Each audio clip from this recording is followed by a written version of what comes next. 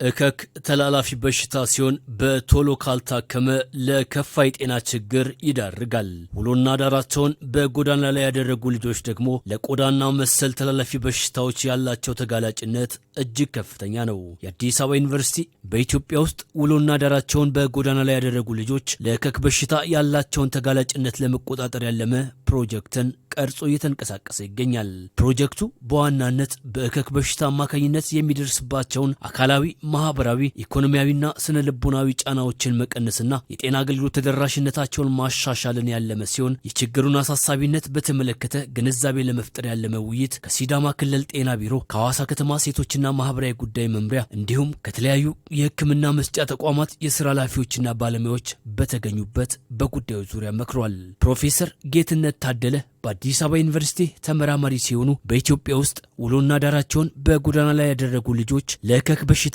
ያላቸውን ተጋላጭነት ለመቆጣጠር ያለመ የሙከራ ፕሮጀክት ኃላፊ ናቸው። ለእከክም ሆነ ሌላ በሽታ ሁሉም ሰው ተጋላጭነት አለው። ግን አንዳንዶቹ ደግሞ የበለጠ ተጋላጭ ናቸው እና የጎዳና ተዳዳሪዎች ደግሞ ያ የሚያደርገው ምንድነው? አኗኗራቸው ነው። የሚኖሩት ጎዳና ላይ ነው። ውሃ የለ፣ ንክኪው በጣም ይበዛል። ተጨናንቀው ነው የሚኖሩት። ከዛ የተነሳ ለእከክ ብዙ ጊዜ የተጋለጡ ናቸው። ጎዳና ተዳዳሪዎች፣ ማረሚያ ቤቶች፣ ትምህርት ቤቶች፣ የስደት ካምፖች፣ እንዲህ አይነት ሰዎች ብዙ ጊዜ በጣም የተጋለጡ ናቸው። ከተጋለጡም በኋላ ደግሞ ሕክምና የማግኘት እድላቸው ዝቅ ያለ ነው። ፕሮፌሰር ጌትነት አክለውም የሙከራ ፕሮጀክቱ ችግሩን ለመቅረፍ ግንዛቤን ከመፍጠር ባሻገር የተለያዩ ጥረቶችን እያደረገ ይገኛልን ብለዋል። እኛ እንግዲህ ብዙ ነገር ሰርተናል። በዚህ ጉዳይ ላይ ብዙ ጥናት ማለት ብዙ ነገር ሰርተናል። አንደኛ የጤና ባለሙያዎችን በተለይ የጤና ኤክስቴንሽን ባለሙያዎችን፣ የጎዳና ተዳዳሪዎችን፣ የጎዳና ተዳዳሪ መሪዎችን፣ አቻ መሪዎችን አሰልጥነናል። እነሱን እውቀታቸውን፣ ግንዛቤያቸውን ከፍ እንዲል አድርገናል። ግን ከዚህ በላይ ግን የነሱ ብቻ አይደለም፣ ሌሎቹ ሚና አለ ማለት የአጋር ድርጅቶች ሚና አለ። የነሱ ሚና ምንድን ነው የሚሆነው የሚለውን ነገር ለማስገንዘብና የጥናቱን ግኝቶች በተወሰነ ሌብል ማካፍለናል። የእከክ በሽታ ላጋጠማቸው ውሎና ዳራቸውን በጎዳና ላይ ላደረጉ ልጆች ነጻ የጤና ሕክምና እንዲያገኙ ማድረግ ካልተቻለ ችግሩን መቅረፍ አዳጋች ስለመሆኑ ያስረዱት ደግሞ የፕሮጀክቱ ሌላኛው ተመራማሪ ረዳት ፕሮፌሰር በእውነቱ ዘውዴ ናቸው። የጤና ተቋማት በተለይ እነኚህ የጎዳና ልጆች ግንዛቤው የላቸውም ስለ በሽታው። በዚህ ምክንያት ግንዛቤያቸው ማሳደግ ያስፈልጋል። ገንዘብ ማግኘት ስለማይችሉና የዚህ የጤና መድህን ተጠቃሚም ስላልሆኑ በዚህ ምክንያት ነጻ የሕክምና አገልግሎት እንዲያገኙ ሁኔታዎችን ማመቻቸት ያስፈልጋል። ይህንን እንግዲህ ለማሳካት በቂ የሆኑ የሕግና የፖሊሲ ማዕቀፎች አሉን።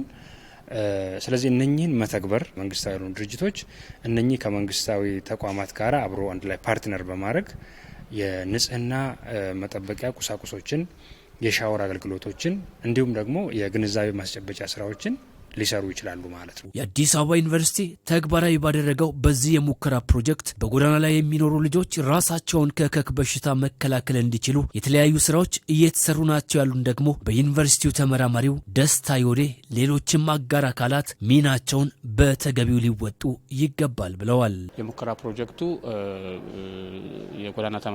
የጎዳና ልጆችን ውሏቸውን አዳራቸውን ጎዳና ላይ ያደረጉ ልጆችን በአካባቢ ከሚገኙ የጤና ተቋማት ጋር በማቆራኘት ትምህርት በመስጠት ራሳቸውን የሚከላከሉበትንና እነሱም ደግሞ የጤና አገልግሎት ተደራሽ ለነሱ የሚሆኑበትን መንገድ ለማመቻቸት ነው ጥረት እያደረግን ያለ ነው። በፕሮግራሙ ላይ ተገኝተው መልእክት ያስተላለፉት የሲዳማ ክልል ጤና ቢሮ የሕዝብ ግንኙነትና ኮሚኒኬሽን ጉዳዮች ዳይሬክቶሬት ዳይሬክተር አቶ ደስታ ዶጊሶ የክልሉ ጤና ቢሮ ችግሩን ለመቅረፍ ከዩኒቨርሲቲው ጋር በትብብር እየሰራ ስለመሆኑ ገልጸዋል። እናውና ተጠቂው ህብረተሰብ ክፍል የትኛው ነው ቢባል ጎዳና ላይ ኑሯቸውን ጎዳና ላይ አድርጎ የሚኖሩ ህጻናት እንደዚሁም ደግሞ ዜጎች ለዚህ ደግሞ በጣም ተጋላጭ ናቸው።